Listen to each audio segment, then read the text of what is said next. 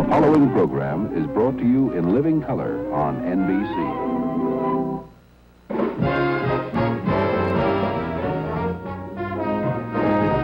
From New York, The Tonight Show, starring Johnny Carson.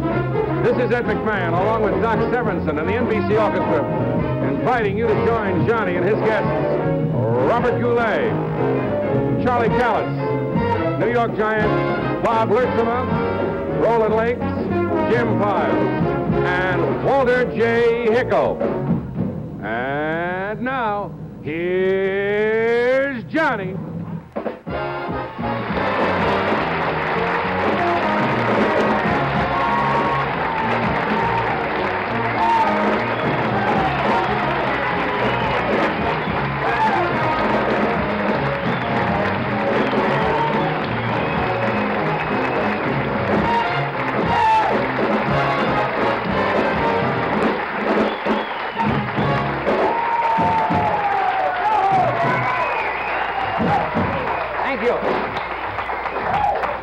Isn't that a coincidence? I was thinking the same thing. This is going to be a good one tonight. You made me forget what I was going to say, for which I'm eternally grateful. I know that a lot of you watch at home in bed, and I want you to relax if you're watching in bed and treat me just as you treat any other man in your bedroom at 11:30 at night. Please. This is the monologue spot. It's one of my favorite things I like to do every day. Another one of my favorite things is running barefooted through a bottle recycling dump. That's my second. Where were you this weekend? You have a biggie again? No, quiet. It's just a quiet family weekend. You weren't out working anyplace? No, it's not. No, just take it easy. I went to the track. I didn't know you bet on the horses. Oh, yes. I'm an improver of the breed. You're a tout. You're a gambler, that's what it is. He's always doing things on the weekend. You were out working, I suppose. Yes, I spent the weekend with the New Jersey State Police. Oh, that's a gig. Oh? Dare I ask? Yeah, no, they had a big anniversary down in Atlantic City, and they invited me to be there, and in lieu of all of the tickets I had, Oh, that's right. You had to run in some time ago with a cop, didn't you? I met that gang, by the way. They were at the track in the They met Ed afternoon. at the track, and they came back to me. You guys want me to wait backstage? I had a big weekend. What'd you do? Set up my apartment and watched my Ajax turn blue. You sound good tonight. Usually people at the beginning of the week are, for some reason, a little hostile. I think it's because it's Monday or Tuesday. People say they got the whole week to look forward to. Remember last week? Yeah. I came out to do the monologue. I heard a hissing sound. I look up in the audience, and a little old lady was letting the air out of her husband's wheelchair tires. Well, that's a mean crowd. Meaning. Well, this is our second show of the beginning of our 10th year, right? Right. I was reminiscing with Ed today about our past 9 years. And remember the first gag writer ever had on the show? Yeah. Gags Finster, one of the great... What? Yes. Gags I laugh when I think about it. Yeah, he only knew 4 jokes. And you know, you can't go forever on 4 jokes, so I had to dump him last week. But you come a long way from selling those orange juice squeezers on the boardwalk in Right. Atlantic City. You know what you did with the glass knives? Certainly. You used to sell glass knives and orange juice squeezers. And the Morris metric slicer. You got to do that whole pitch sometime. Forget about the $2 they were made to sell for. We're cutting the price in half to $1. That's how it starts. That's the way it did. It was a con game, wasn't it, really? Now, what do you mean a con game? No. Please. Did you see this in the paper today? On Long Island Jewish Hospital has a new, what is it, a course? It's to help couples who have sexual problems. And it's one of the first hospitals in the country. Couples go there, and I guess they help them out of sexual distress. I think it's a good idea. It does away with a lot of hang-ups. But can't you just hear 2 guys talking? One says, I just got out of the hospital. And the other guy says, how long did you stay in? And the first guy says, till I got it right. You know that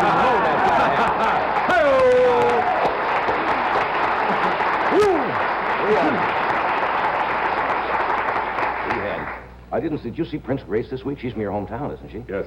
She was in town with lovely. Prince Rainier of Monaco. They got out of their country for a couple of days because they were washing the street. You ever been there? No. All right. Just one. I don't know why I asked that. You have nothing? I just threw you nothing? I said, no, I've never been there. I've never been there either. You ever been to Monaco? No, I haven't. Good. Maybe somebody in the audience. We'll find out. Anybody been to Monaco? You see? Okay. One gentleman. Wait a minute. That's Prince Rainier. Oh, okay. They got to go someplace. You just can't walk the streets. Tonight, we've got a good show. We have Mr. Walter Hickel with us tonight. Yes. He's a most interesting man. As you know, he was Secretary of the Interior until about a year ago, when Mr. Nixon decided to make him Secretary of the Exterior. No, Mr. Hickel made that one unforgivable mistake in Washington. He took his job seriously. We'll probably hear about equal time. And we have, along with Mr. Hickel, we have Robert Goulet, Charlie Callas, and 3 gentlemen from the New York Giants football team. Great players. Roland Lakes, Jim Files, and Bob Lurtsema, right, is with us. So, what else? And an unusual visitor from the East. Oh, we're going to try that again tonight? Okay. We'll be with you.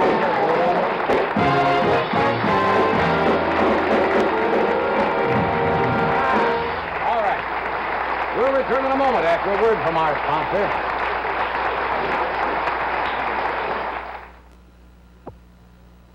Maybe I'm crazy to be out here, but I know what I like. And if I like standing in ice water at 6 in the morning, that's what I like. People who do more, people who want more, people who live more.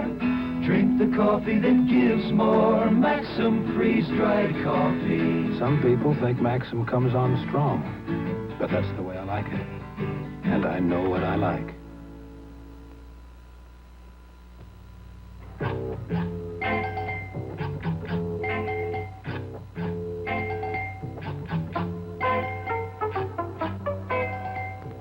Dandruff. Who needs it? Introducing Breck One, a brand new dandruff shampoo. Contains zinc pyrithione, the dandruff fighter that really works. Use it regularly. You can't buy a better, more effective dandruff shampoo than new Breck One. Ladies, if you've ever been burned by hot spattering grease, if you're tired of cleaning up messy grease every time you fry food, then you'll love the amazing Handy Screen. You'll find dozens of uses for the Handy Screen. Melt butter or chocolate without burning, steam rolls or buns to an appetizing softness, strain noodles or vegetables. So why not put an end to the dangers of hot spattering grease and save hours of cleanup time with the amazing Handy Screen from BBI? The Handy Screen is available exclusively at People's Drug Stores. Satisfaction guaranteed or your money back. Hosiery from London Air. Even a nail file won't make a run. A metal scouring pad. And our London Air is still perfect. Burn a hole in ordinary hose and it will run. But a burn won't make a run in London Air. Get London Air today. Guaranteed in writing not to run. Have you switched over to London Air? Try London Air non-run hose, only $2.98 at People's Drug Stores. Friends, it seems a month of Sundays since we've had this incredible guest with us once more. Here he is, the famous seer, sage, soothsayer, mystic, all-knowing, all-seeing, all-omniscient, and former circulation manager of Look magazine, Carnac the Magnificent.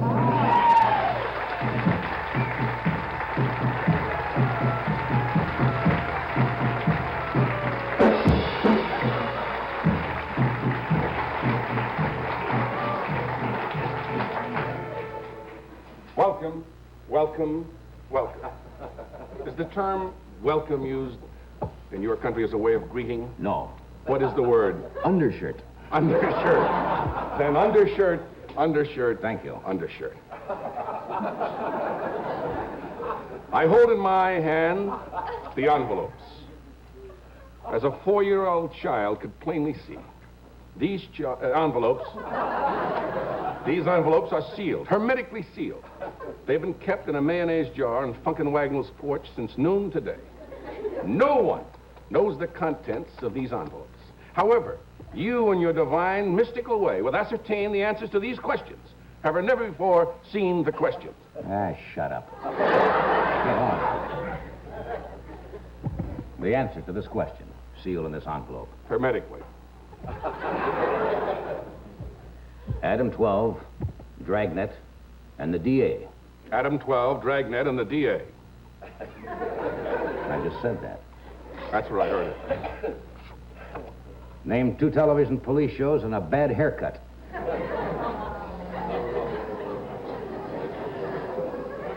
Dipping back into the old file.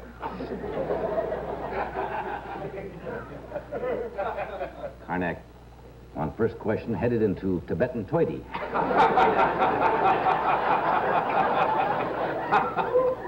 Scooby-Doo. Scooby-Doo. What forms on your Scooby early in the morning?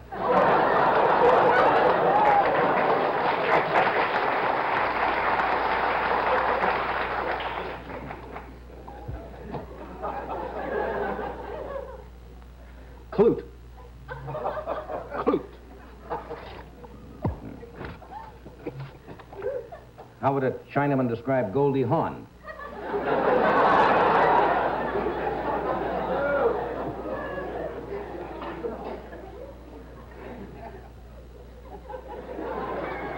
Tungsten, platinum plus, and stainless steel.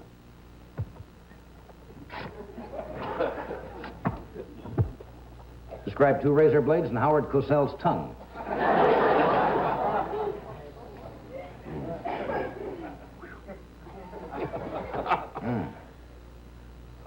Carnac, not himself tonight. What's the... Found traces of Omar and his Sharif. Football. Football. May a leper leave his thumb in your soup.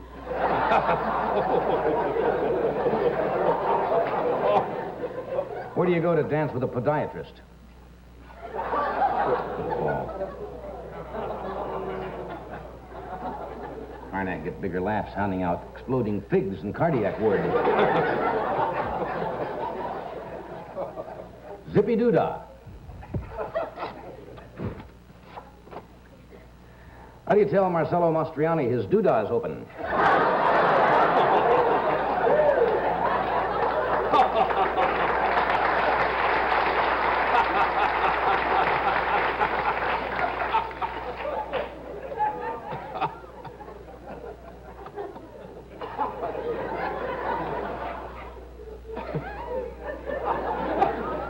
Shuttlecock.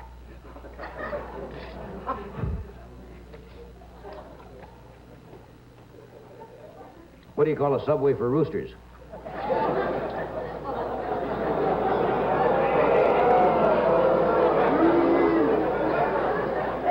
May a dromedary help your son through puberty.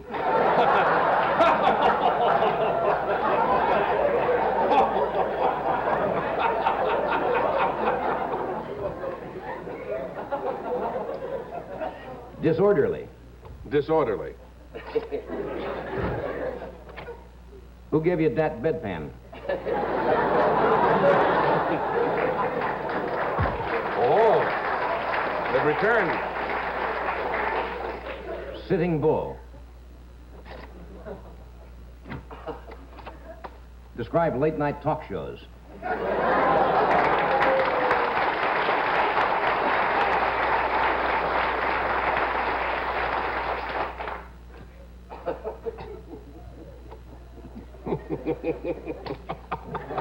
Bumper to bumper. Bumper to bumper. I heard it. Does not Carnac speak clearly? Yes. But anything that helps. Describe topless Siamese twins.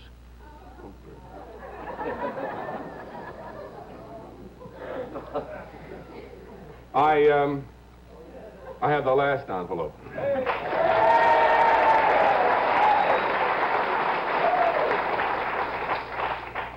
May a weird holy man drop easy off in your shorts.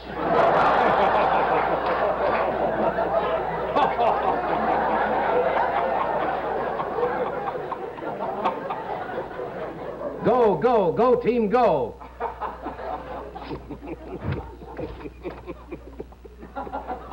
what's the proper cheer after you've spiked the water bucket with prune juice?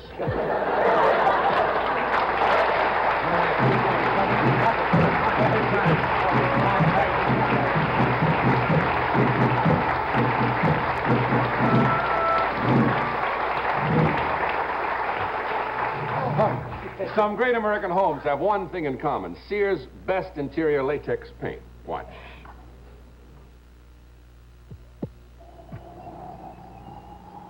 Longwood still stands in Natchez, Mississippi.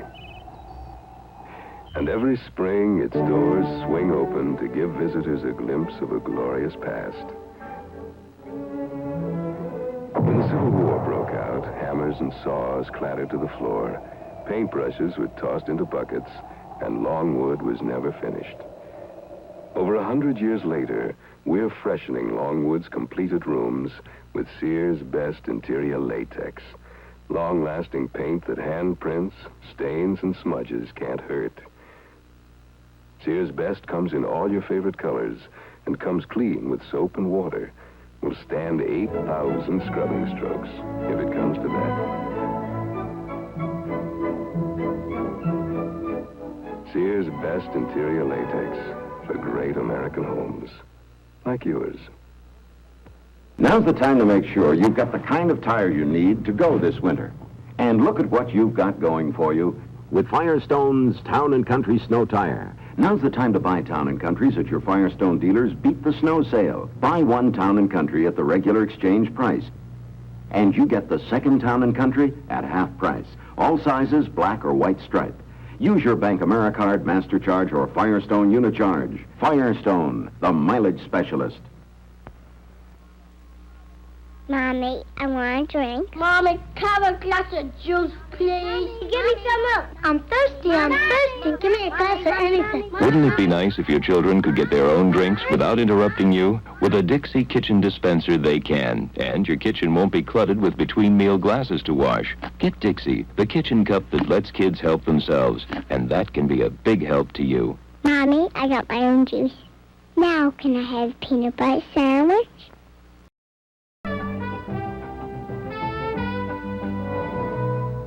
Just joined us. My guests tonight are Charlie Callas, Robert Goulet, a former Secretary of the Interior, Walter Hickel, who will join us later.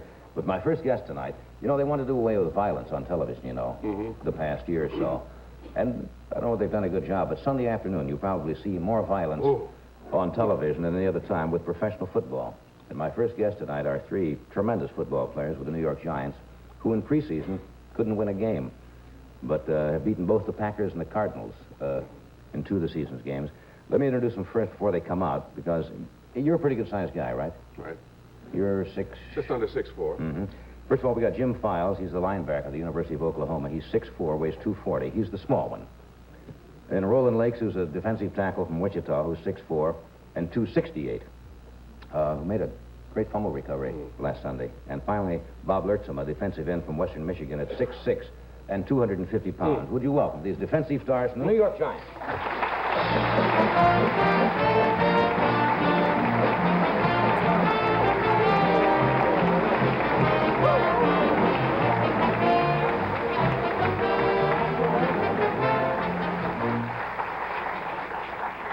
You know, I forget how big you guys are until now, it's 6'4" and 220 or something? What do you mean, my diet, 211.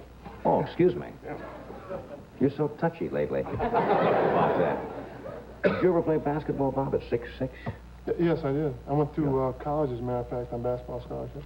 Somebody told me, I didn't know this. Hey, that was a squeaker, incidentally. Saturday. Don't do too many more of those games, those one-point games, and pull them out like that. 2021, right? Right. We thought about it, and if you win every game, seriously, by large margins, right, the fans, you know, they kind of lay off you, don't follow you as much. So, you know, you want to give You're trying to tell me this is all pre-planned, just pull it out, Well, my father is actually a doctor, and he does a lot of cardiogram work, and so we brought him in. Well, you keep doing that, Webster's going to be one of his patients very quickly. Somebody told you you had an engineering degree, or you studied engineering at one time?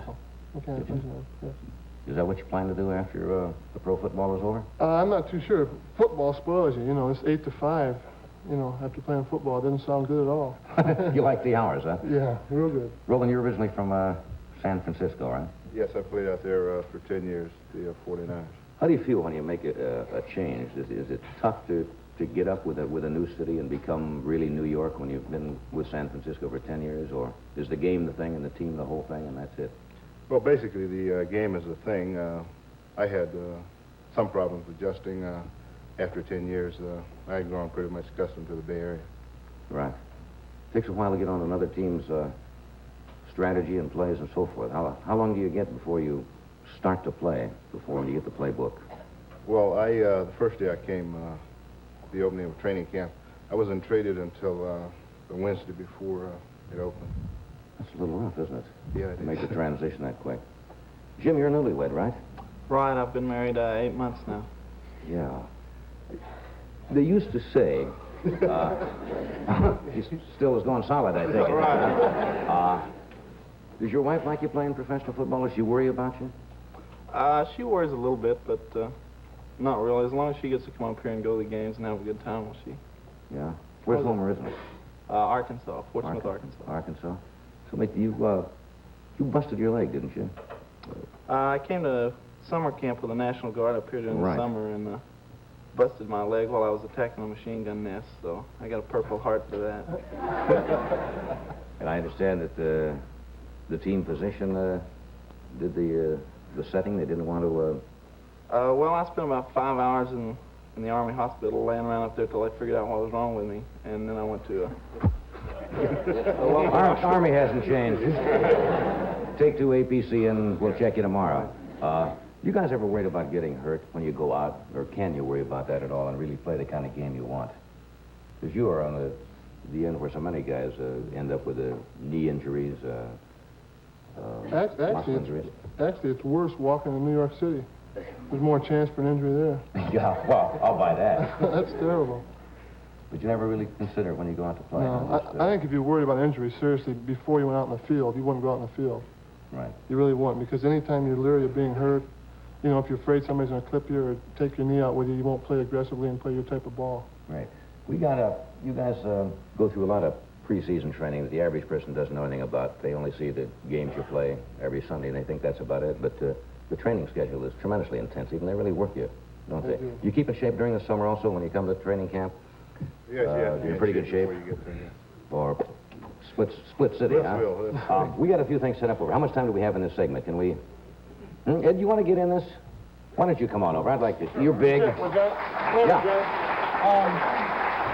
First of all, you know, we want you to join us over there when we do the calisthenics, and we brought a jersey for you. And I know that, you know, since you just got recently divorced, so we know you are young, right? Younger than he's ever been, so we want you to wear this jersey here. Because, you know,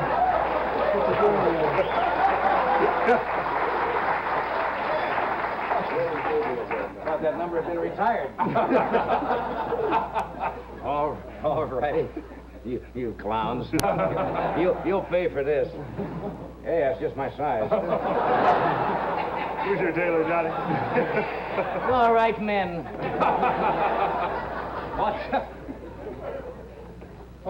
Most of the time, when you first start out, you just got to stretch, you know, get your groins and stuff pulled. So actually, I do, Johnny, as far as you can, stretch out. It's like 11:30 exercise. Oh, I can do that, all right. You know, this is the easy one, all right? You got to do both sides, because we don't want you to get injured here at all. All right? Okay. Now, Roland, I'll show you the duck walk, and this is to do a little more stretching the muscles. Roland, Now, John, this is an exercise that was introduced to the 49ers by Ernie Zawala, who's coaching at Houston now. And it's basically to strengthen the leg muscles, particularly in the thighs. Right. Now, what you do is spread your feet about shoulder width apart, get in a squatting position, bring your arms up. Yeah. Squat.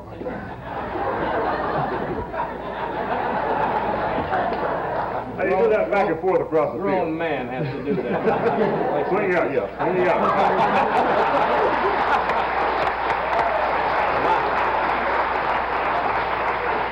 And while the opponents are laughing themselves silly, you cut with the ball. All righty. Now we have what we call a figure 8 drill, Johnny. This is real easy. Guys, you want to hold my glass for me? I want you to follow me, because when you go through it, you're going to take my place in this drill. Okay. All right? You want to step back a little bit? Sure. All right. Way back. Real easily done, now. And you're going to take over my spot, remember? Right. All right? Go. Oh, get up. Whoa. Okay, stop. Ho, ho, ho, ho, ho, ho,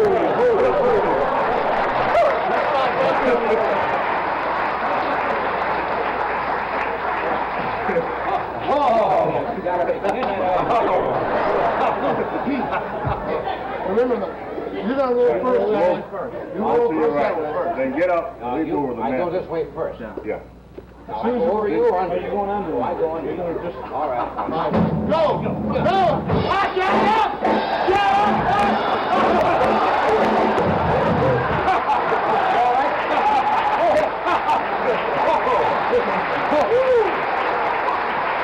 No way! No way you're gonna. We'll get him in the next one. We'll get him in the next series. Let me do this first. That's frightening. Tonight, we would like to welcome Jergens Lotion back to the Tonight Show. Now, what's this? These ladies are going to do a commercial for new Jergens Lotion because they have average hands. Not too rough, not too dry, and not too soft either. Miss, would you show us your hands? I just want you to try new Jergens Lotion. New Jergens is richer, creamier. We added a new emollient to it, and it'll make your hands feel softer than ever before. Now, will you show us your hands?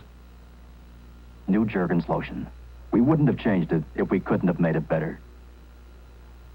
Little old lady passing by. Dubonnet, the drink for little old ladies who are this little and just about this old. Old enough to share your taste for something unexpected, like Dubonnet Straight or On the Rocks. Dubonnet, whenever you and your little old lady get together. Little old lady mine. Any time of day. Dubonnet. It all started in France. When people have headache pain and want an extra strength medicine, they know about Anacin. Compared to the other extra strength tablet, even with its additives, twice as many people now use Anacin. And Anacin has twice as much of the pain reliever doctors recommend most. When you want fast relief of headache pain, get the extra strength tablet with twice as much of the pain reliever doctors recommend most. Anacin. Mr. Gilbert, Joe is really sick. Bad cold with a fever. When a cold with fever knocks you out, remember cold capsules have nothing to reduce fever. But Dristan tablets have a fever reducer. A fever reducer plus decongestant and antihistamine to help relieve sneezing and head congestion. Dristan tablets. Now I can breathe, and the fever's gone. No 12-hour capsule reduces fever. Dristan does, as it relieves cold miseries.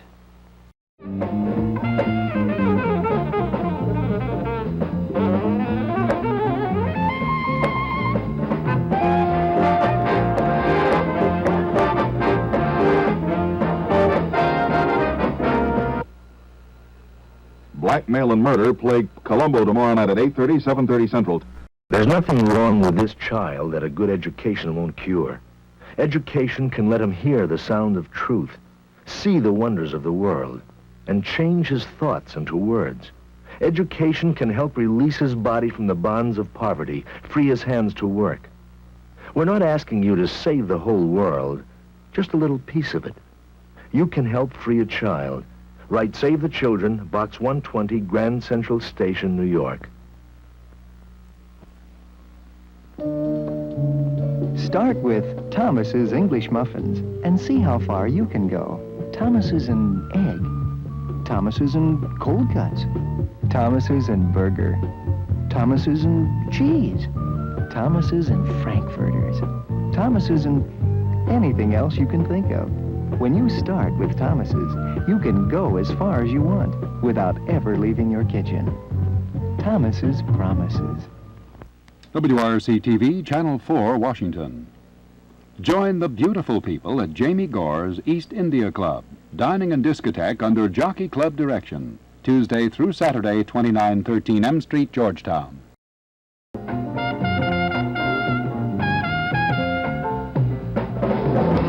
Okay, but we're back with Barb Lurtsema.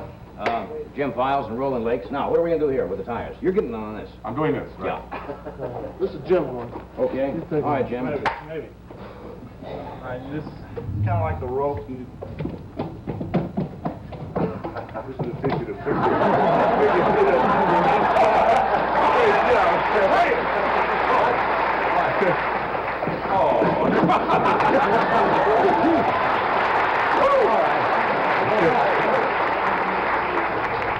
Right behind you. Okay. Don't yell, I'm still up when I'm working. Okay. You want to get the football there? I know all these technical terms. Jim's going to show you the proper tackling technique. Roland, you want to get up on the mat there? Yeah. Right, good. He'll explain it to you as he goes through it. All right. You have to keep your head up and make sure that you get your body into the man. You're not going to tackle just with your arms, but mostly your body, and you have to keep your head up and drive it to the side of the ball carrier, like head out. Imagine he was carrying the ball there. Right. You have to get your feet down low and keep them under so you can drive with your legs. When you hit like that. Oh. Your legs, so when you hit, you can't just stop. You have to drive. What do you weigh again, Roland? 268. 268. Right. That's over 100 pounds more than I weigh. You got to put all your body in there. What? Put all the body in there. All the body. With shoulder. The head. Either shoulder. Remember to drive with your legs now. That's Drive with my legs. Don't worry about getting hurt.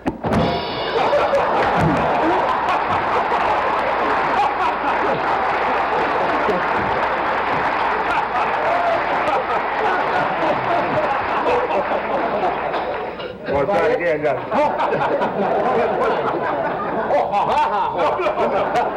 What do you mean? No.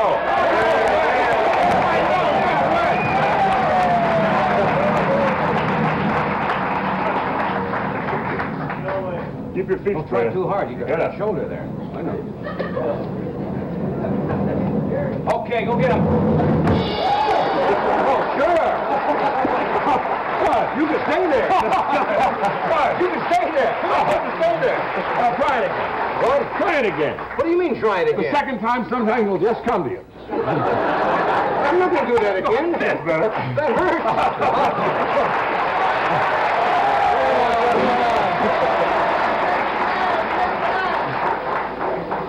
Don't worry about getting hurt. You won't get hurt. Remember that. That's right.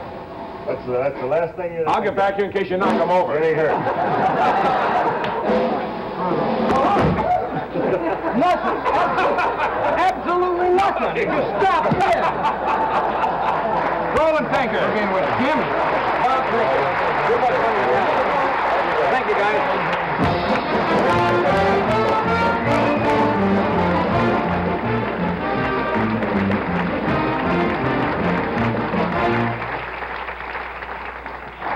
I can only do that if June Pricer and Johnny Downs come out. Right? Down at the malt shop. Stay tuned. Former Secretary of the Interior, Walter Hickel, will join us in just one moment after this word from our sponsor. When a man works hard, he wants a good, hearty meal. One I like is beef in wine and mushroom sauce over Uncle Ben's converted rice.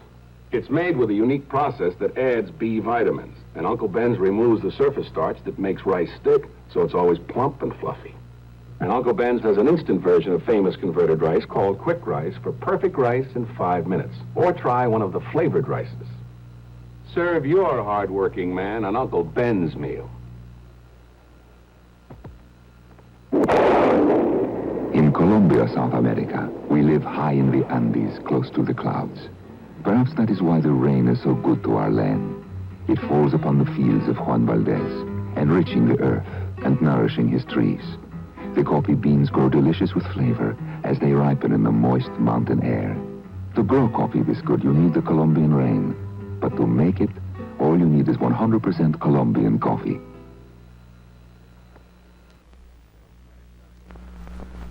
Some credit cards may get you a hotel room. The American Express Money Card can buy you the presidential suite at the Waldorf Astoria in New York.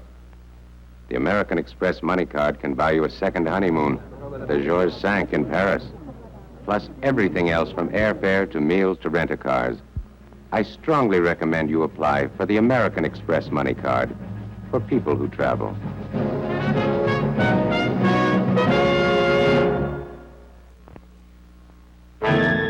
No headache seems small when it's yours. That's why the difference between Bufferin and plain aspirin can be important. This illustrates by the time most of Bufferin is going to your headache. Most of plain aspirin is still in your stomach. And with Bufferin, there's less chance of stomach upset, too. The difference can be important. Bufferin. Faster to your headache, better for your stomach.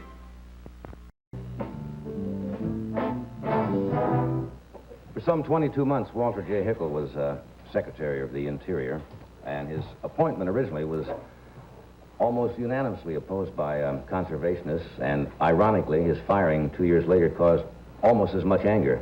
He's written a highly acclaimed book, and it's a good book. I was reading it this afternoon, called Who Owns America?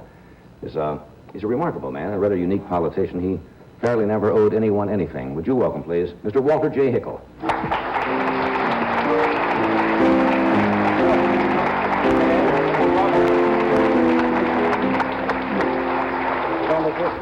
Oh, I'm a little worse for the wear. That is really not my business. It's a pleasure to have you here tonight. It really is. I was reading the book this afternoon. I want to ask you about one question. I was reading I guess this is from the Daily News, and Harriet Van Horn was talking about your book and was most kind with it. And she said, talking about the book, she says, candid as it is, however, one suspects that the really spicy part stories have been filed away in Mr. Hickel's capacious memory for a more discreet time. Is there any truth in that at all? Well, there might be a few, but basically I told it like it was. Actually, that was probably the problem when I was Secretary of Interior. I did the things I thought was right. I thought that I was doing a good job for the administration, what the American people wanted. And so there really isn't much more to say, or much more to hide. I'm not hiding anything. Right. And that's probably why I got that invitation Thanksgiving Eve. Yes, some invitation to dinner. Originally, of course, as I mentioned in the introduction, many conservation organizations, I guess practically all of them originally, quite a bit of animosity towards your appointment as Secretary. Why were they so vehement at that time? There was good reasons for that. I understood that because, number one, regardless of what it might be, if you don't know about something or understand something, you have a tendency to fear it. Mm. It's like a dark room. If there's a door there, you just won't open the door and run right in there. Might be one of those football players there and hit you, you know. But seriously, coming out of Alaska and with the romance of Jack London and all the things that they had in their minds, I just had to be a bad guy. But I knew better. And so knowing what I knew about myself, I figured, well, I didn't criticize them for their attitude. In fact, if the only thing I knew about Wally Hickel is what I read at that time, I'd have opposed his nomination. You know, I would have. And so I went about just doing the things that just were natural. And I always figured that if you're right, and if you care, and if you do the things that are honest and square with yourself, to come out right. And, so I think that's what happened. There's one problem that could happen with this, of course, is that a lot of good men could be reluctant to be appointed to posts because I think Mr. Poff just took back his resignation, or not his resignation, but did not want his name submitted for the Supreme Court because he felt that there would be such a controversy about it that sometimes maybe the right man doesn't want to subject himself and his family to that kind of vilification. There's a lot to that, but you know, what I believe there's a mood in America. And Jenny, I've been covering the country now for the last 11 months, basically. Mm-hmm. I take a week a month from Anchorage, including my flying time, and I'll go to a section of the country, like from Boston to Florida. And I'll do it as low-key as I can. I'm trying to find out what's the mood, what do they think, what's the problems, and whether it's the young or the retired in Florida, or whether it'll be a Jewish group in California or New York or minority group. You know, 98% of the people care and want to help. And I think that the political era that we saw between, say, 1950 and now to 1980, in both political parties, I think that's coming to an end. I think they're doing things too much just for political reasons, sometimes for artificial reasons. The people of America, I think, want to solve their problems, And yes, it'll take money, but billions of dollars by itself won't do it. I think they want someone who cares. People always assume that by great infusions of money will solve any problem immediately. I think if you motivate the American people, or allow them to be motivated, and if they know someone cares about the problem, that's going to really be the solution to the problem. But now you get down to the nitty-gritty, don't you? How do you get the people really concerned? Because a lot of people feel that the government can't do all of the work on conservation, obviously. They can't, but by the same token, in those areas, first let me back up a moment. One of the reasons I wrote my book, because since I was a little boy, and in my home in Kansas, and when I went to Alaska, and in my public life, whether they were Democrats, Republicans, liberal, conservative, rich or poor, whatever it might be, they all unanimously would say, we have too much government. Well, I totally disagree. I really do. Now, there might be too many people in government, or it might be misdirected. But I'll argue until I die. And that might happen, too, you know, because after my term as Secretary of Interior, but I'll argue the point that in those areas where man is concerned with how he lives life, there's a lack of government that caused the problem. Why do we have the transportation problem? Why do we have dirty air? Why do we have dirty water? It's because there aren't enough regulations, and there aren't enough people in government that are concerned. And my title, Who Owns America, is a simple thing, because who owns the ocean out as far as our treaties go? Who owns the continental shelf? Who owns the water that runs out of a mountain down to the ocean? It doesn't belong to any individual, but it doesn't mean that you can't use it privately. That's not the game. It means you shouldn't abuse it privately. And that's the thing we're facing now. So government has to care, no individual. Johnny, you couldn't clean up Jamaica Bay by yourself as an individual. Right. It takes some governmental unit, whether it's a city, a state, or the federal government nationally, or even internationally when it comes to the oceans. So at the top, if someone cares, the people will care. But if there's that lack of concern at the top for the total, then you have this frustration. Do you think there is a lack of concern I think that in both, like I said, in both political parties at the top, their bases became too narrow. I think they became too political. The best politics on earth is to do a good job for the people. I think that's the best politics on earth. And so that might not be right. But it may not be acceptable. But that's the way we saw it. That's the way we did it. Isn't this in a way what you were trying to do? And for that, you are no longer around. Well, I don't know if that's the reason I'm not around. I really don't know. You know, the question of why I'm not there, I really don't think that's a debatable thing, because the president chooses his cabinet and they serve at pleasure to the Senate. He doesn't have any reason, or have to have a reason at all, to dismiss you. You serve at his pleasure. Right. So if he doesn't like the way you play football tonight, you could be gone, see. And so there isn't any, so I never did question that. The question is not why did he fire me? That's not the question. The real question is why did he hire me? You know, that's the real question. And so... Did you ask him that question at any time? Never did ask him that. I was too busy, I guess, doing other things. It never entered my mind. Do you think the now famous letter that you wrote that was leaked to the paper originally, where you were not advising or suggesting that should pay maybe a little more attention to the youth of the country? And so I'm sure you absolutely meant it, but that seemed to cause a great furor at the time. It did, and at the moment I had moments of depression for a matter of hours, but that letter was building up really from late fall of '69 to early '70. There was an attitude coming in where they were discounting sections of America, and regardless who the leader might be in a city, state, or federal government, you can't just say, well, we're going to govern for the few. You really have to be the leader of the total. And I thought that they were taking an approach to the young, especially the young, because they're very vocal. That doesn't mean they're right all the time, but it means you listen. And so the letter was forming in my mind, and I thought, gee, this isn't quite right. I think that you have to show concern for people that are concerned, whether right or wrong. And so by the time of Cambodia, I thought that we had turned the corner in Vietnam. I know that caused you great distress at that time. And I thought it was acceptable to the American people. And maybe I was a little naive. I won't admit that, because I really felt that we had turned the corner. And so the Young came into Washington that weekend, and we had Kent State. And I don't think I ever went through such a turmoil in my life. And I wanted to see the president. I wanted to help him. And I couldn't, for obvious reasons. I mean, he's a very busy man. And so I sat down and wrote the letter. And every word of that letter I meant. It's really a kind letter. It's in the book.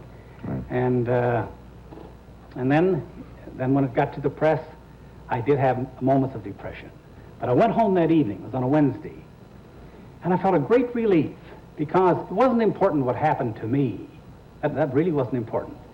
I felt that there wouldn't be violence then that weekend. I really thought there'd be violence. And so I thought, well, if the letter keeps that from happening, that's great. And but I did say that we will have a quiet weekend now, and the Young will go away, but the mood won't. And I think that's the case. A year later, I think that.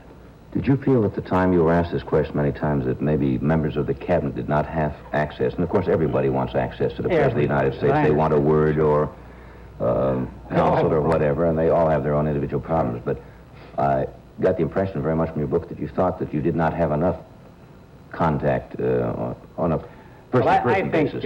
I raised that question, and yet any time that I took a problem to the President, when I could take the problem there myself, present it, I never lost a battle. He literally lit up. And I think that probably maybe the input changes as you go through a staff system. And maybe your thought as it is presented to the President, rather than you presenting it itself, is colored some way, maybe not intentionally, and it doesn't come out right. And so so I believe that what we need in government is a strong cabinet system. And let the cabinet be the adversary, so to speak. I'm an adversary by nature, and the President said that. But I think as an adversary, you also said it's a good idea to have an adversary in the I think in the House. Within the House, Johnny, it's like on your show. So everyone tells you what a great show it is. No one says you make a mistake, and how can you improve yourself? I mean, this is the same with anybody. Those people are fired, of course. That's what happens. You pay for your thrills. Let me take a break. I want to come back because there's some other things I would like to ask you and discuss with you. We'll return in a moment after a word from Prestone Antifreeze.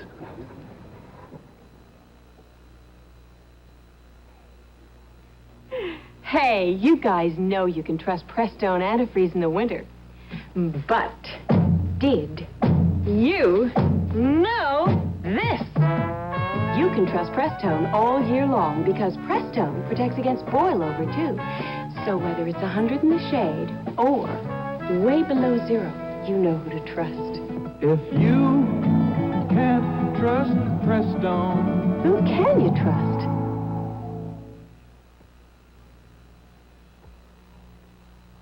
Former football great Sam Huff is still tough in his workouts and in his work around the house. That's why I use Alpha cleanup bags. They're tough, made of strong plastic, and there's no bottom seam to split open. There's a tough Alpha cleanup bag for every cleanup job. And now, inside specially marked Alpha Yard Leaf packages, you get 2 famous ever-ready batteries, a 60-cent value free at participating stores. When you're coming on strong, make sure your breath isn't.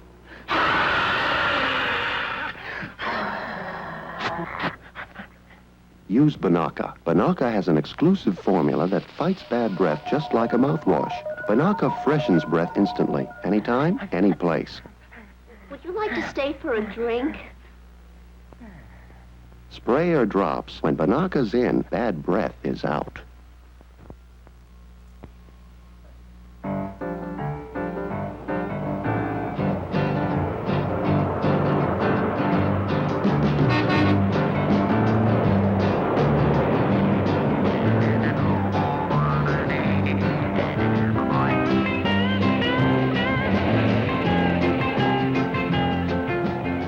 Beat the system. Buy a vote.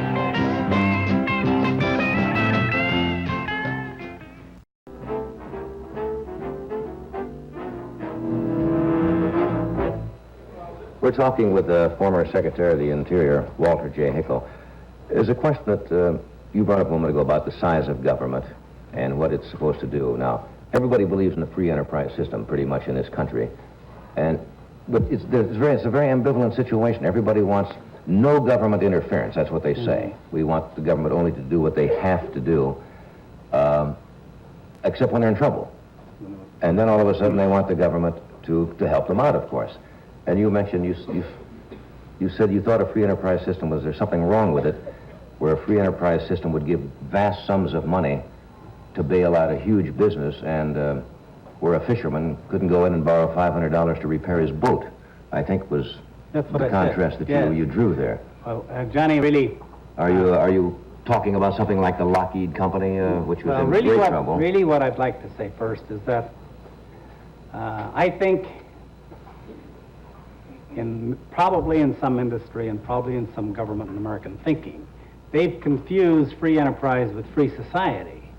And free enterprise allowed to run totally free would obviously destroy itself. It's a competitive thing, and so someone has to do it cheaper than the other person, and so freedom really ends, whether it's an industry, an individual, or whatever it might be, when it infringes upon someone else's rights. And so if you desecrate your land, for an example, although you own it privately, but it infringes upon your rights of, say, it's a sulfur plant right next to you. Right. That's an infringement upon rights. And so we shouldn't really confuse free enterprise with free society. What I'm talking about in government and in regulations is really to free up the society by making it, having regulations that will make everyone in industry, for an example, or in whatever they might do, operate under the same rules. What happens so often, if you make a decision just to help a special few, it ultimately may not be seen at the moment, but it ultimately will be at the expense of 200 million Americans or someone. But if you make a decision for 200 million Americans, it also will help the few. And that's the long-range pull. And so I think that short-term decisions in government ultimately have to be paid for in the future by our children or something like that. So face the issue, whatever it might be. Say, look, it doesn't mean that you can't use a resource. We're saying you can't abuse it. Well, New York is about to undergo what California has undergone for years, and that's the offshore drilling out here in Long Island.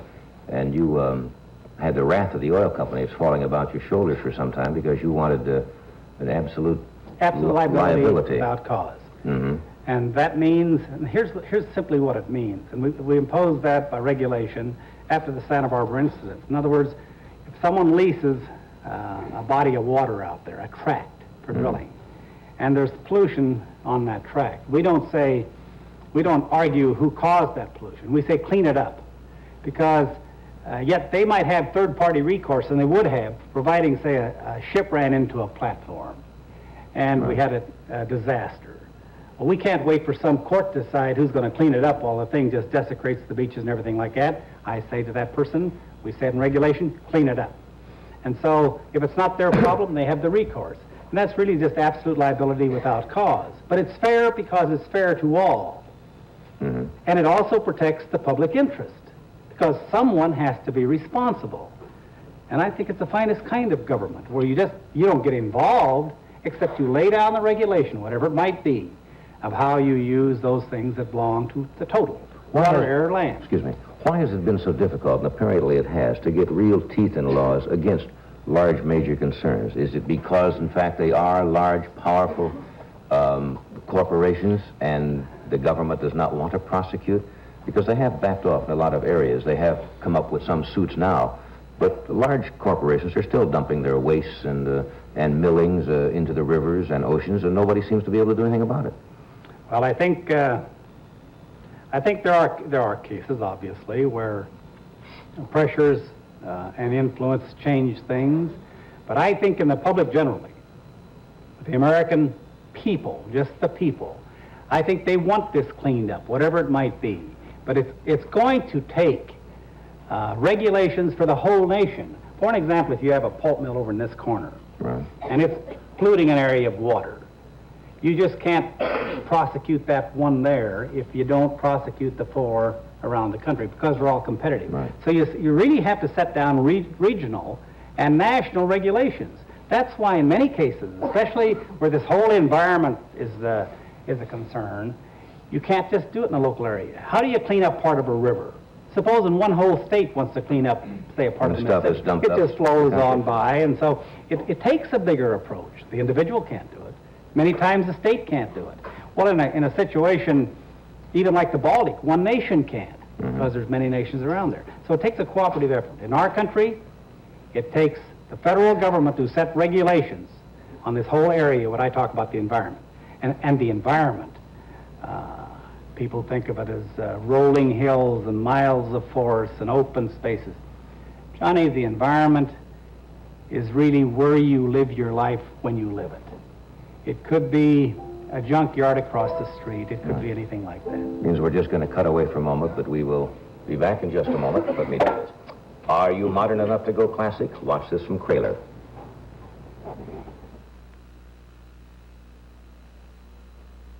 Are you modern enough to go classic? Then go with Kraler. Kraler's new collection of classic originals. Furniture styles that never go out of style. Beautifully recreated with Kraler's uncompromising integrity. Rugged insides keep the outsides graceful and shapely. Performance-tested fabrics like Herculon stand up to today's kind of living. Classic beauty, classic craftsmanship, classic furniture by Kraler. You like your home to look formal, right? But not stuffy. Well, then see this classic furniture from the special Kraler collection for Debut 72. America's first national home fashion event. Call this number toll-free for your nearest Kraler dealer. Sometimes when I cook, I make steak and rice McMahon. Using Uncle Ben's converted rice, of course. It's the best rice because it's specially prepared to keep its natural flavor and nutrients. And it stays plump and separate. That's Uncle Ben's converted rice. Or, when I'm in a hurry, Uncle Ben's quick rice for perfect rice in 5 minutes. And there's long grain and wild rice and the 5 flavors. So you try steak and rice McMahon, but make sure the rice is Uncle Ben's.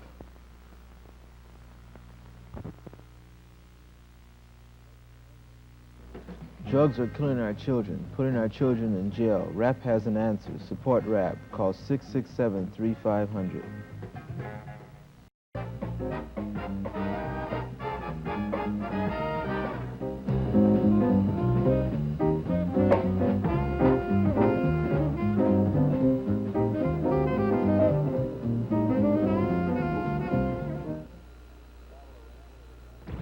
Travel arrangements provided by United Airlines with the new DC-10 Friendship, the plane designed to please everybody.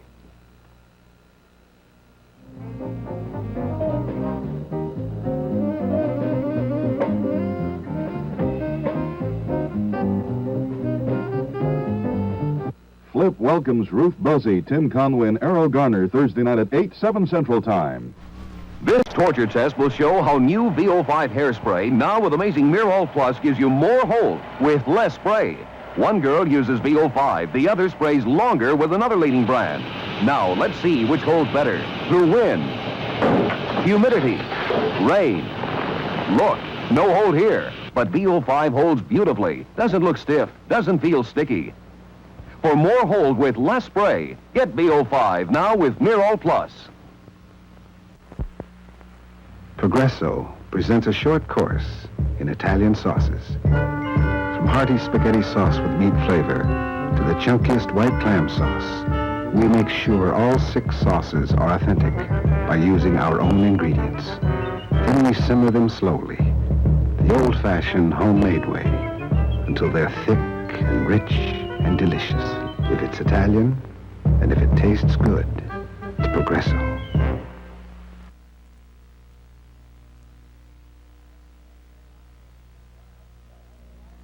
Want to help clean up the environment? Let your American Oil dealer help you do it with free litter bags for your car.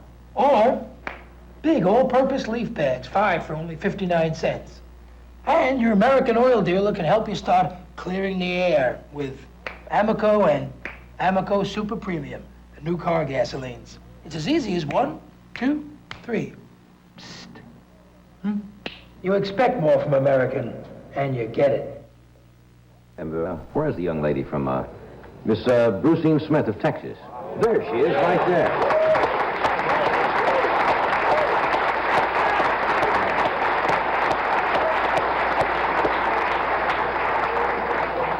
It's nice to see what Miss Smith is doing for the environment. Makes it much more enjoyable. Mr. I want to ask you one more question before. You mentioned that you thought the administration at one time did not listen to the young, and I was wondering whether they are more now, because groups like Ralph Nader, who's getting many young people interested in consumer protection groups, and seems at times to be writing off in all directions, some people think, but I think he is serving a purpose. He's making a lot of people aware that we're not aware, and I think he's dedicated. Do you think they're listening now more to young people? Because he was not invited, as you know, to the White House a couple of weeks ago when they had groups from consumers' rights around the country, and he Ralph Nader was not invited down to the White House for that particular conference. That doesn't make any sense. Well, it doesn't, but he wasn't. Yeah, it sure doesn't, but he was not one of the invitees at all. Are they listening? I don't know if they're listening to the young any more than they were when I was there. I'm not sure they listen to anybody, but really, as far as the input goes,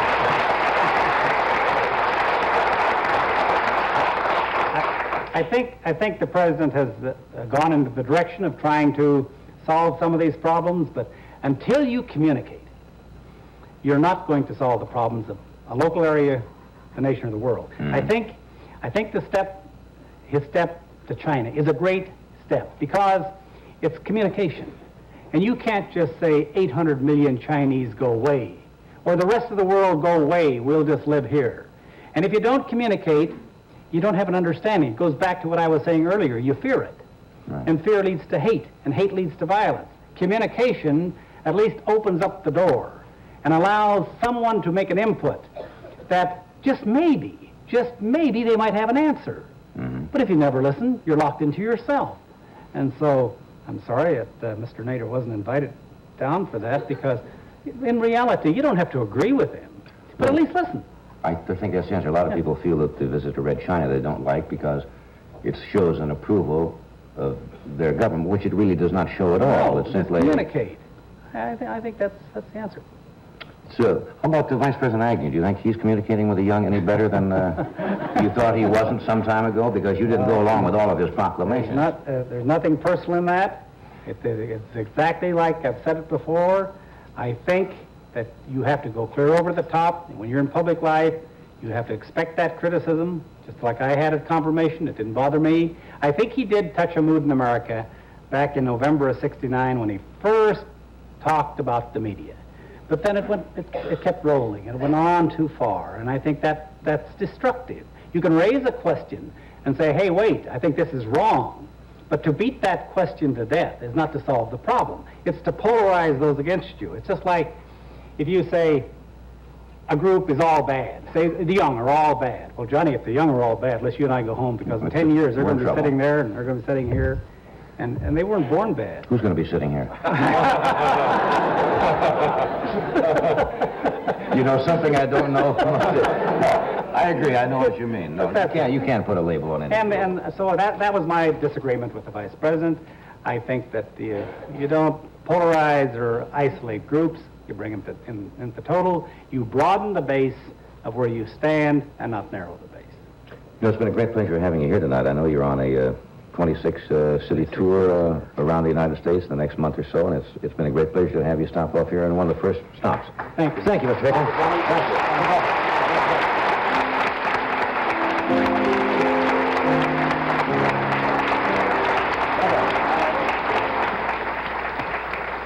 Bob Goulet and Charlie Callas join us after Ed has a word about the stroganoff that comes complete with beef from Lipton. There are a lot of packaged dinners that call themselves stroganoff, but they don't give you the beef to make it with. Well, Lipton beef stroganoff does. It comes complete with beef for about 40 cents a serving. And it's really delicious. Tender beef, egg noodles, and sour cream sauce. Just one step. It's ready in 15 minutes. So when it comes to packaged dinners, Lipton comes complete with everything for about 40 cents a serving. Lipton, the complete with meat package dinner. Lipton noodle soup doesn't come in a can.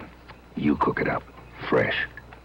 And as it simmers, the enticing smell of our ingredients fills the air. And the more it fills the air, the more it brings out an appetite. So when you make Lipton's noodle soup with real chicken broth, our smell makes you hungry for our taste. Think he's gonna eat it all by himself?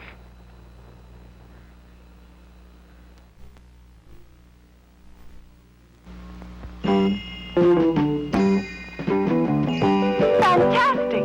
Dirt just disappears, like that. No bucket, no water, no mess. Fantastic, so powerful, even grease and grime are gone, like that. On almost any dirt, anywhere. Fantastic cleans on contact, like that. Fantastic. Any minute now, he'll come walking through that door and collapse, just like he always does. But I'll be ready for him.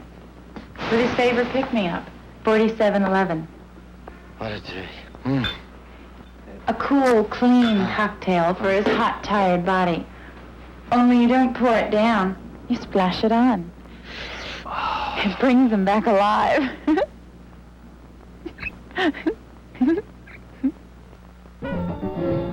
My shoulder is still sore. Oh, I'm running into that concrete post. They were fooling.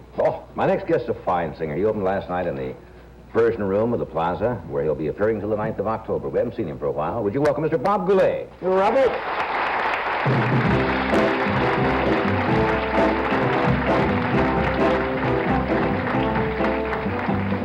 I never did as I was told, so my mother used to say.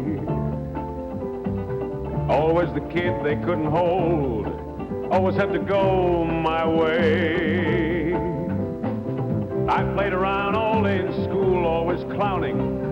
I played the fool, dreaming and breaking every rule. I recall now the memories of things like these, and I never did as I was told when I played the courting game.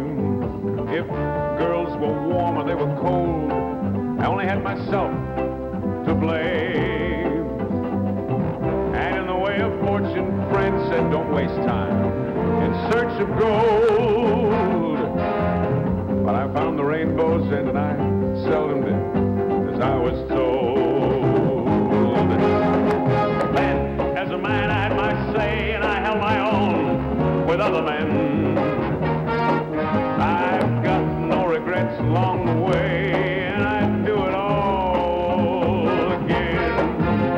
I found me the one girl I could love and who'd love every part of me, letting me go my way, but still always deep in the heart of me, a part of me, and I never did as I was told, bringing up the kids that came. How could I be the one to scold, knowing soon they'd play my game? Now I have sons, so any dad would be proud and so strong and bold. They look like their mom, or like their dad. They seldom did as they were told.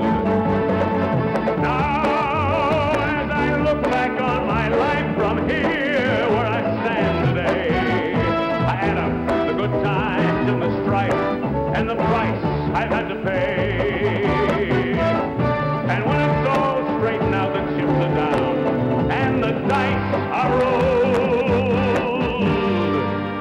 I know I'll wonder if I should have done as I was told.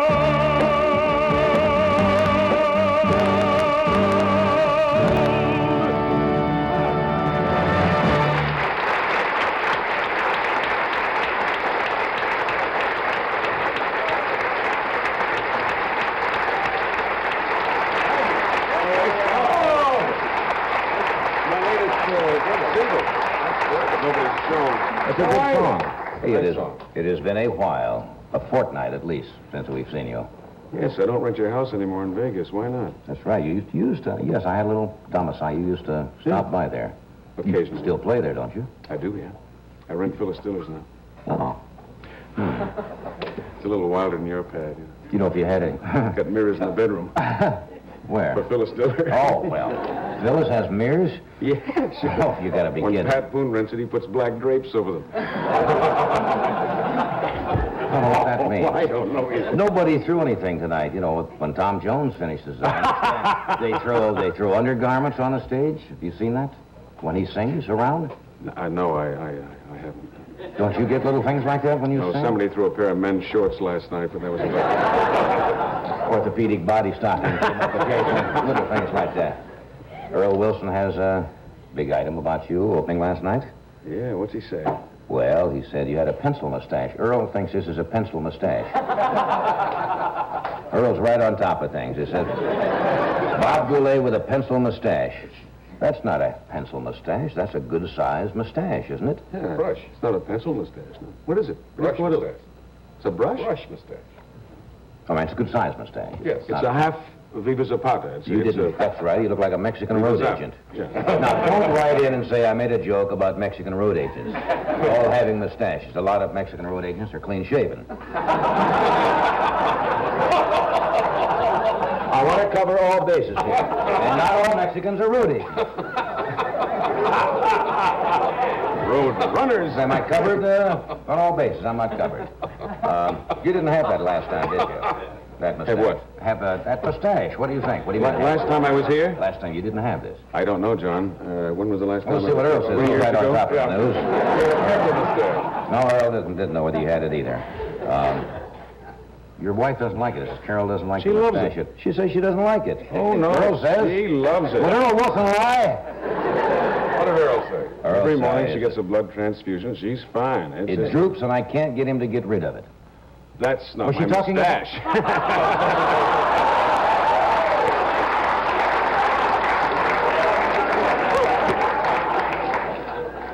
That's where the pencil thin thing came from. Yes. That has nothing to do with your mustache either.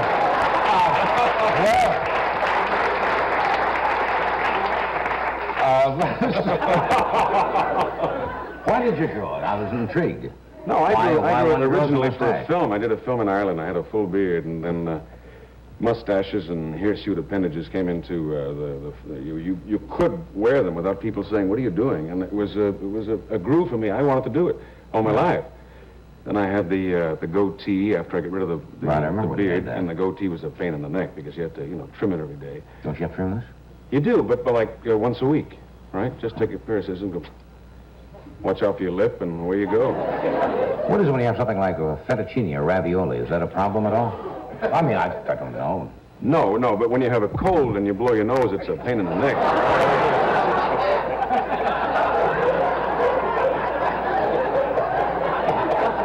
Why did I bring that up? Want to see my kids? Do we have a choice? You don't have a choice. It's the first time I've ever shown pictures of my kids. My wife is in the back room, and so therefore... Oh, is Carol in the back room? Yeah. Oh. Nice you watch her. But wait till you see her mustache. This is Christopher. He's... What's the matter with you, John? I don't know. He's 6 years old now, and when he was about to be 5... No, when he was 5, about to be 6, we were walking through the mountains up north of Las Vegas. Have you been up there? It's marvelous. I had the big dog and the nurse and the little kid, Michael, and Carol and myself, and we were walking in front. It's a typical family outing. Yeah. and we were attacked by Indians, and of course... Of course. Yes. He said to me, "Dad, the reason I'm walking with you is because I'm 5 and I'm bigger than Michael who's only 4. And I said, "Yeah, but you're 5.5. And he said, No, I'm 5. I said, "Christopher, you're 5.5. And he turned around and yelled to my wife up in the hills, "Mom, am I 5.5? And she said, "Yeah." And he looked at me, he walked a little taller, and about 10 seconds later, holding my hand, he said, "Thanks for telling me, Dad." this is. What is this? Oh, this is Chris and Mike. This was I didn't know taken they were last... that old already. Yeah, and it's... John, do you remember? I remember when they were born. I remember. Well, actually, when Christopher was born, I came on this show and gave you a cigar. That's right. This is Mike. That's right. That was, and Chris will be 7 years old in November. A month from now. No. Almost 7 years ago. Ooh. That's right. Yeah, Michael. You know, he's a killer. He's got a terrible temper. Do you have any color slides at the vacation?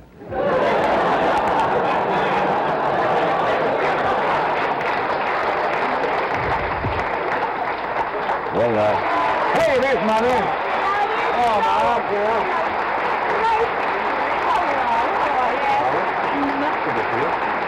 I really just can't. No, I don't want to move yet. Please let me sit down. I didn't know you were back there. Oh, well, I was just sitting enjoying the show. Hey, you look wonderful. Thank you. We were just... What is that? That's You terrible. wearing those things you showed me last night? What things, The darling? things you said that you didn't have to wear panties with. They were just all one piece or something. You're going to go into They're that? marvelous. Just I saw them when you came Haven't out. you done enough underwear jokes? I don't you Humiliating the family like this. Humiliating. No, it's terrible. I just wanted to say that Earl Wilson got it all wrong. I really Yes. like his mustache. Said you didn't very like much. it, it drooped, you Earl said it was doesn't pencil listen. thin. It's not pencil. Was Earl there? I never saw him. Did you see Earl? Yeah. I saw Ed. Okay. Was Ed that were you there? I don't You know. never gonna help. Who's going to help? Oh, Ed Sullivan. Yes. Are we in a club, Sylvia?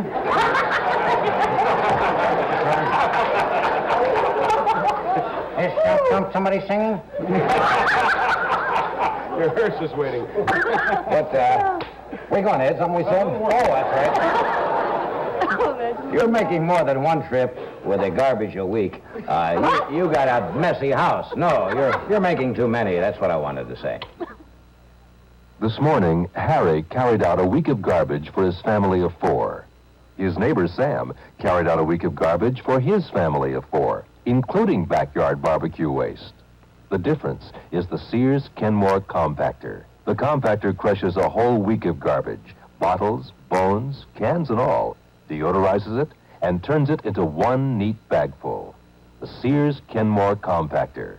For men who hate to be garbage men. You know, if you like to cook, it seems the better the food, the bigger the mess. You need a lady to help you clean up. The Lady Kenmore dishwasher from Sears. Lady Kenmore cleans up things just as messy as this. She washes them twice, and she rinses them 4 times. And then look at this. It includes a final 155-degree Santa rinse, and they come out sparkling, as you can see. Lady Kenmore, that's the secret. Whoops, get it in there right. Cleans up after the best cooks in the world, and that includes you.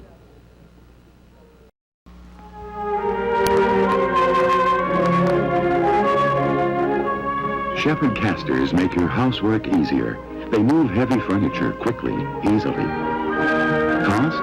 From $4 per set of 4. And Shepherd casters carry a 25-year replacement guarantee against defects. Get Shepherd casters now, wherever hardware is sold. This is anybody's frozen French fry in the world. This is a deep fries frozen French fry. Look what happens in the oven.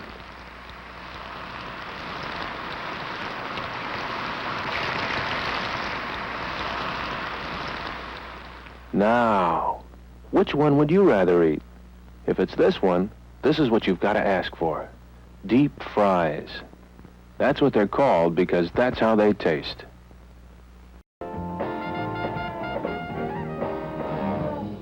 Really? You want to... Charlie. You'd rather bring Charles out than do your second song? Yes. Because Isn't that a nice guy? Yeah, you're a sweet man. Because Charlie's been on the show many times, and sometimes he didn't get on. And he's crazy. How much time do we have? We got time to do anything? We got 6 minutes. Let's bring crazy Charlie out and join us. Charlie Callas. Yeah, just another pretty show.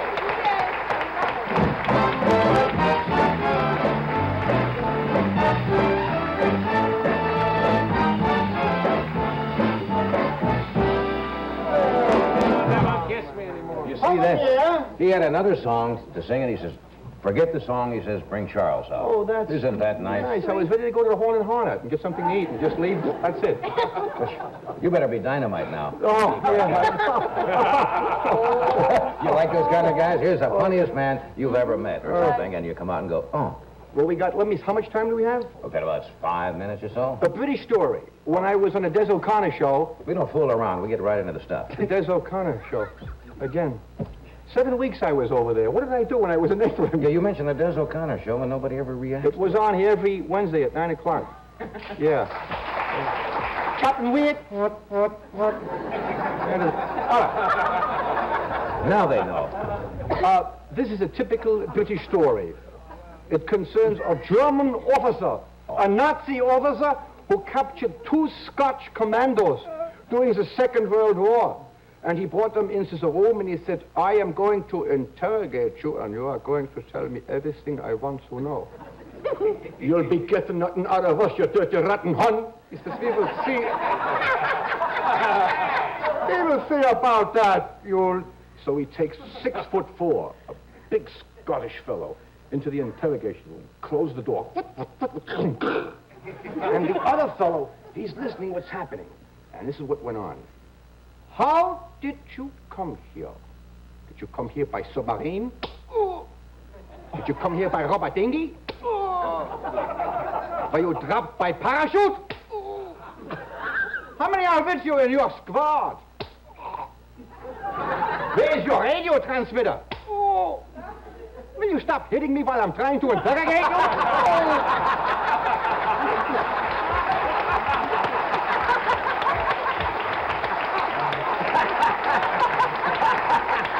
How am I going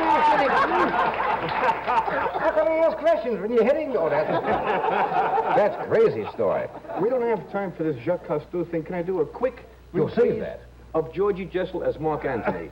Georgie Jessel as Mark Antony? You buy the premise, you buy the bit. Okay, I have to digress. The greatest living eulogy ever given was Mark Antony's speech over the body of Julius Caesar, friends, Romans, countrymen. I beg your indulgence. Make believe this is Georgie Jessel as Mark Antony speaking over Caesar. First, the fanfare. Friends, Romans, countrymen. Mr. Toastmaster. Fellow Roman legionnaires and butterflies. You know, Julius Caesar was a very difficult man to describe. Some said he looked like Louis Calhoun.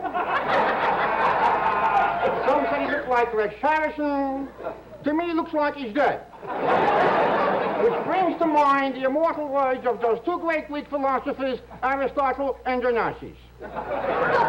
When they said, I wonder what the heck she's going to buy next. Julius Caesar was born at the turn of the century on the Lower East Side of Rome. The son of immigrant parents, Morris and Reba Caesar. Although Julie was a great statesman, philosopher, poet, warrior, and of the Republic, he was also a great leader of men and follower of women. In my case, he was a Roman. Now comes the part that we've all been waiting for, the reading of the will. Rome. I, Julius Caesar, hereinafter known as the Dead E, do hereby bequeath the following. To my wife, Calpurnia, who always wanted me to remember her in the will. Hello, dear Calpurnia. To my cousin Cicero, I leave Illinois. And last but not least, to my girlfriend, Cleopatra, I leave the entire Roman army. Enjoy yourself, sweetheart.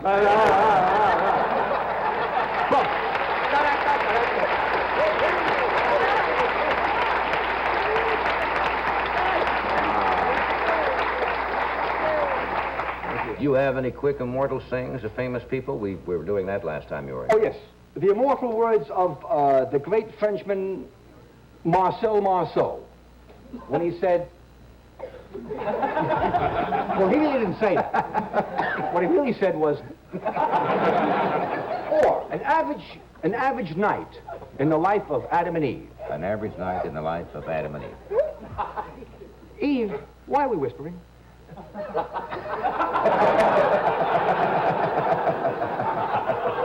Or the immortal words of Elizabeth Taylor. when she said they are nice, aren't they?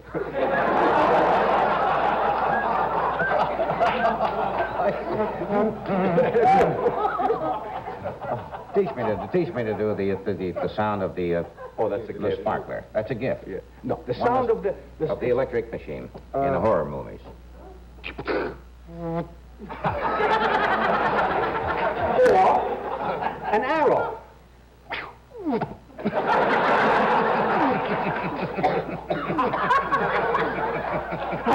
I know. Igor wouldn't harm you. Yes. We'll take a break, and we're coming right back.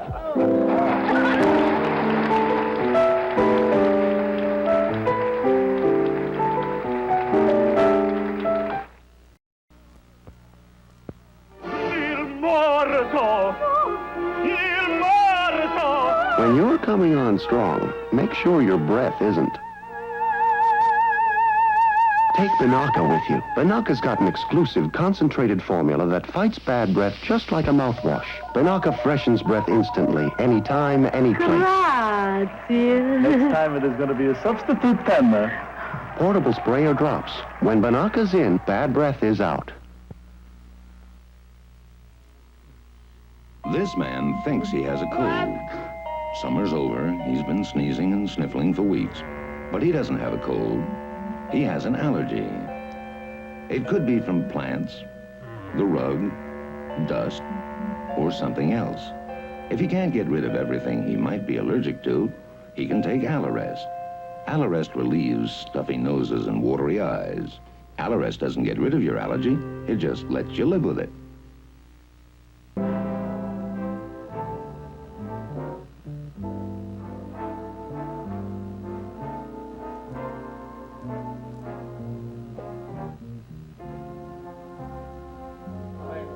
We are back. I didn't know, Carol, that you are also going to play the Prison Room in the same month, October the 25th, right? Right, yeah. You must come, please. All right, I'll try to get over there. They redid the whole place over there, did they not? Mm-hmm. It's quite beautiful. All right. It always was. Where are you toiling at this time, Charles? I'll be opening at the Landmark at December the 2nd in Las Vegas. Will you really? Yes. I expect to have a nice time there. I hope you do, and I hope the ground isn't too cold. Tomorrow night, hey, thank you, Carol, for coming out. Thank you, Bob. Have a good run at the Prison Room. Tomorrow night, Florence Henderson, Bobby Goldsboro, Fifi Dorsey, and Dr. Irwin Stillman will be here. What? Yes, great whatever. We'll see you. Good night.